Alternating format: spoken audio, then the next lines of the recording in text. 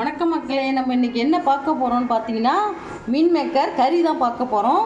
அதுக்கு நான் என்ன பண்ணி வச்சுருக்கேன்னா, மீன் மேக்கர் 1/4 கிலோ மீன் மேக்கரை தண்ணியில் 10 நிமிஷம் ஊற வச்சுட்டு அதுக்கப்புறம் 10 நிமிஷம் வெந்நீரில் கொதிக்கிற வெந்நீரில் போட்டு இந்த மாதிரி பால்ஸாக அவிச்சு நல்லா தண்ணியை சுத்தமாக புழிஞ்சிடணும். இல்லைன்னா அதில் உள்ள தண்ணியோட அந்த வாடை அது ஒரு ஸ்மெல் வரும். அதனால் நல்லா தண்ணியை வடிச்சிடணும். வடிச்சிட்டு நான் வச்சுருக்கேன். அதில் ஒரு கொத்து கருவேப்பிலை போட்டிருக்கேன், 3 ஸ்பூன் தயிர், கெட்டி தயிர் போட்டிருக்கேன். இதுக்கப்புறம் என்ன போட போகிறோன்னு கேட்டிங்கன்னா, 1/4 கிலோவுக்கு ஒரு கை தக்காளி,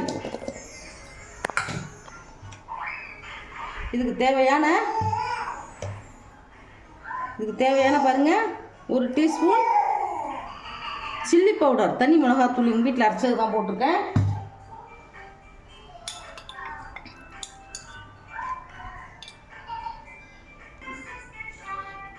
சில்லி பவுடர் போட்டாச்சு 1 ஸ்பூன்.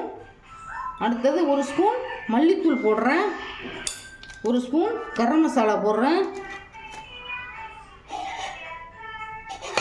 பாருங்கள், ஒரு பெரிய குடமிளகாயில் பாதி குடமிளகாயை இந்த மாதிரி பீசஸாக இந்த மாதிரி க்யூபாக அரிஞ்சு வச்சுருக்கேன், அதையும் இதில் போட்டலாம்.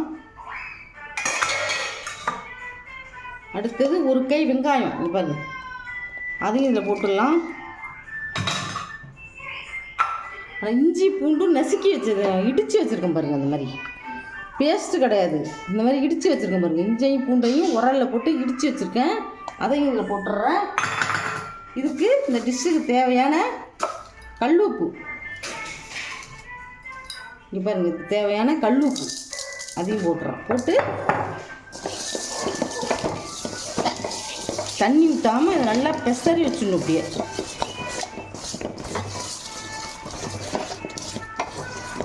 உங்களுக்கு காரம் இன்னும் வேணும்னா போட்டுக்கோங்க. எங்களுக்கு இந்த காரம் போதும். நீங்கள் கொஞ்சம் காரம் அதிகமாக சாப்பிட்றவங்களா இருந்தாக்கா இன்னும் கொஞ்சம் காரம் போட்டுக்கலாம்.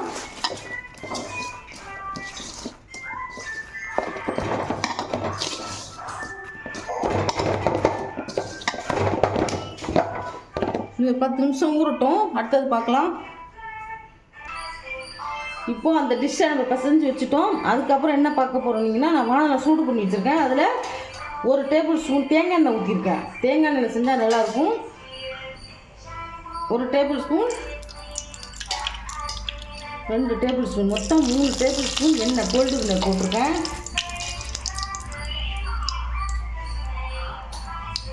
வச்சு 1 ஸ்பூன் கடுகு,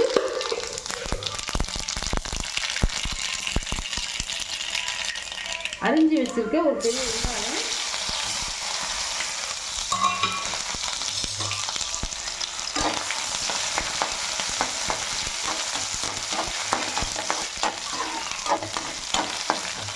ரொம்ப வரணும்னா கண்ணாடி பதத்துக்கு வறுக்குன்னா போதும். இந்த மாதிரி கொஞ்சம் இந்த டிஷ்ஷுக்கு எண்ணெய் கொஞ்சம் அதிகமாக தான் ஆகும். வெறும் தேங்காய் எண்ணெயிலே செஞ்சிங்கன்னா இன்னும் சூப்பராக இருக்கும். நான் தேங்காய் எண்ணெயும் கோல்டு வினரும் கலந்து ஊற்றிருக்கேன். சில பேருக்கு தேங்காய் எண்ணெய் வாசனை பிடிக்காது, இந்த மாதிரி செஞ்சுக்கலாம். இது பாருங்க, கடுகு வெங்காயம் நல்லா கண்ணாடி பதமாக வதங்கிருச்சு. இப்போது நான் 10 நிமிஷம் ஊற வச்ச மீன் மேக்கர் இப்படி பாருங்க, இதை இதில் போட்டுரும்.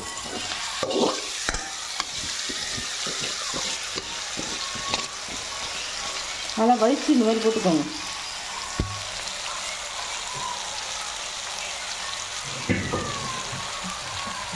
போட்டுட்டு நல்லா கிளறி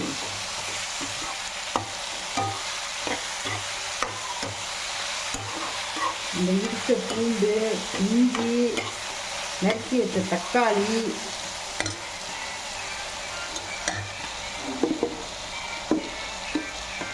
இதில் நான் மஞ்சள்தூள் போட மறந்துட்டேன். அது மஞ்சள்தூள் 1/2 டீஸ்பூன் போட்டுக்கோங்க.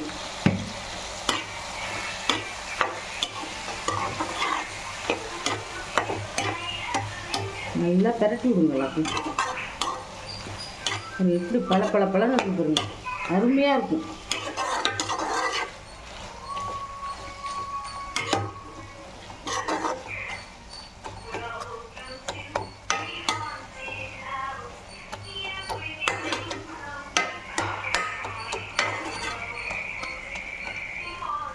மூட வேணாம், மூடாமல் இப்படியே இருக்கட்டும். இவங்க எண்ணெய் அதிகமாக ஊற்றிருக்கோம்ல, அந்த குடமிளகாலாம் தண்ணி விடும், தக்காளியும் தண்ணி விடும். அதனால் மூடாமல் இப்படியே வேகட்டும். இப்படி வேகுது. அடுத்தது பார்க்கலாம். இப்போ பாருங்கள், இந்த மீன் மேக்கர் சோயாபீன்ஸ்னு சொல்லலாம், மீன் மேக்கர்னு சொல்லலாம். இதை வந்து ஃபுல் ஃப்ளேமே வச்சு நம்ம வந்து மூடாமல் தான் வேக வச்சோம். இது வந்து வேக்காடு ஒன்றும் தேவையில்லை, ஏன்னா நம்ம வந்து 10 நிமிஷம் ஊற வச்சு வேக வச்சுருப்போம். அதனால் இதை ஒரு வாட்டி நல்லா கிண்டி விட்டுட்டு இப்போ என்ன செய்யணும்னு கேட்டிங்கன்னா, இப்போ வந்து சும்மா ஒரு 1/4 டம்ளர் தண்ணி ஊற்றி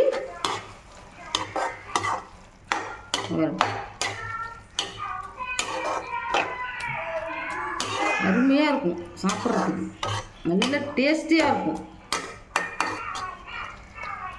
ரொம்ப சுவையான ஒரு மீன் மேக்கர் கறி.